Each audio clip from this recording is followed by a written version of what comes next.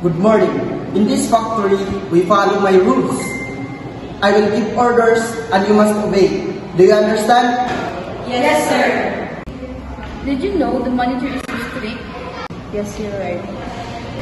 Now, I'm going to appoint each one of you on your task because we must reach our quota to double our product. Okay, let's start. In the packing station, you, Eliza. Yes, sir. I'll pack fast and neat. And you, Angel, always check the quality. Yes, sir. I'll check carefully, no mistakes.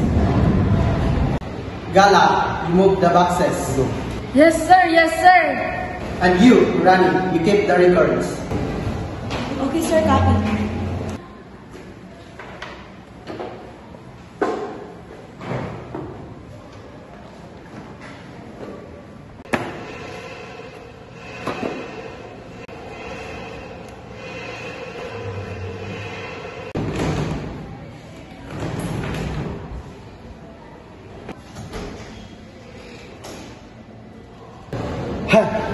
They're so lazy. Sir, let's work. Eliza, faster. Yes, sir. And you, check again. Yes, sir. I will check it now. Gala, careful with the box. Yes, sir. I'll be more careful. Rani, report the exact numbers. Yes, sir. But the one box is missing. I'll fix it. Okay guys, I'll be leaving. Do your work properly. Guys, come here.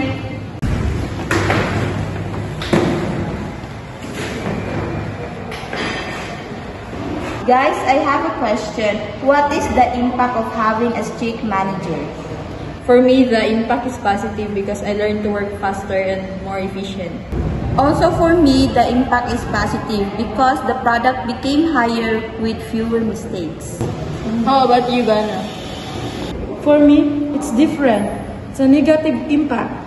I became very tired and felt overworked. How about you, Rani? Me, the impact is also negative because I felt controlled and had no freedom in my work.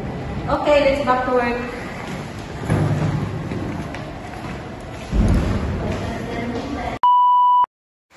Having a strict boss brings both good and bad results.